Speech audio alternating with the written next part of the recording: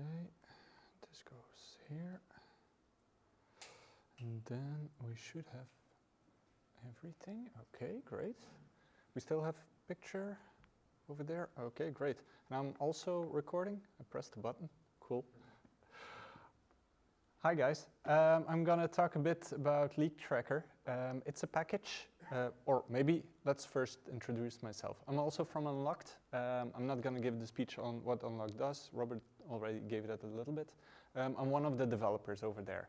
So I go around day to day and build apps. Web apps, desktop apps, a little bit of everything. And today I'm going to talk about Leak Tracker. It's a package that some of you might have come across in like your pub/spec log file that was added by other dependencies, maybe not. It's a package, you can find it on pubdev. It's built by tools.dart.dev, so the Dart guys, the Flutter guys. They're trying to add it to the dev tools as well, but it's still under construction. So what I'm going to show you is just a small bit of it that works for me right now for the use cases that I'm using. Eventually it will be a bit bigger, hopefully. It will also be included in the dev tools. But for now, I'm gonna show you guys how you can use this package in your unit testing to track some memory leaks. That's basically the concept. I have some code in here. This is some setup code. Is this readable for everyone? It's a horrible, yeah, I see some people, yeah. Okay, maybe if I put it a bit bigger, is that, yeah, I really need to work on like the contrasting and the different like nice colors, but didn't have time. I did have time to prepare the demo a bit, but anyway.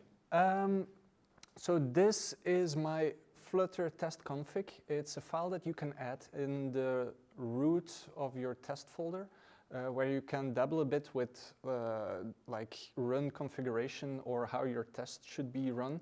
As you can see, wait, maybe I can do this. Yes, I can do this. So this bit, this is Alchemist. It's a package that we use for golden testing. It's not the focus of what I want to show you guys now. What I want to show you is this leak testing. This is all that I need in order to set up leak testing, memory testing in my tests. It's really small. I also need to add the package, but like everything, the instructions are over here. So like leak tracking overview, you can click through, you're in a GitHub, then you can go a bit deeper how to set up everything. So I'm not going to show everything, just go to the pubdev. So this is my test config. So let's now imagine that we have an application. We have an application that has a login screen. User can fill in email, passwords, then press login, then goes to the home screen because they're logged in or not, depends. But we have a happy case here. We're logged in. And everything of the login form should be disposed, so no memory leaks, right? But how can we test this?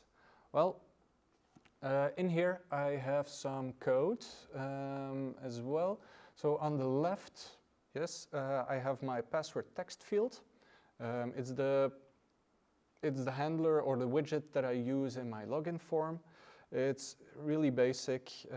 In here, it is a stateful widget. So that means I have some state in here. Most importantly, I have a text editing controller right here. Yeah, that's fantastic. That's an arrow. So I have it in here. I initialize it in my init state. Then I have, I can scroll down. Okay. I have a column which it should contain more stuff, but I stripped it out because like I don't need it for this example. But I don't clean it up, so I forgot to dispose my text editing controller. Bad. That's bad of me. In here I have then my test. It's a bigger test. It is a test widget. In here I pump an app. I just pump my entire app in here. and I get a Go router back, and I expect that I'm on the onboarding route because it's a bigger flow, it contains an onboarding. I have a block in there as well that I use to like go into different steps of my onboarding flow. So the user opens the app, is on the onboarding flow, and I just pump a couple of things and I go through the different screens. When I go through these screens, my password text field is disposed and my text editing controller isn't properly disposed. So now if I go to here, we can see this. Is this big enough? Because no, yeah, that's what I usually get from colleagues as well, that it's not big enough. So in here, is this better? It's okay, okay. So I basically here have the same test. I'm not going to show you, it's in the slides. If I run my tests,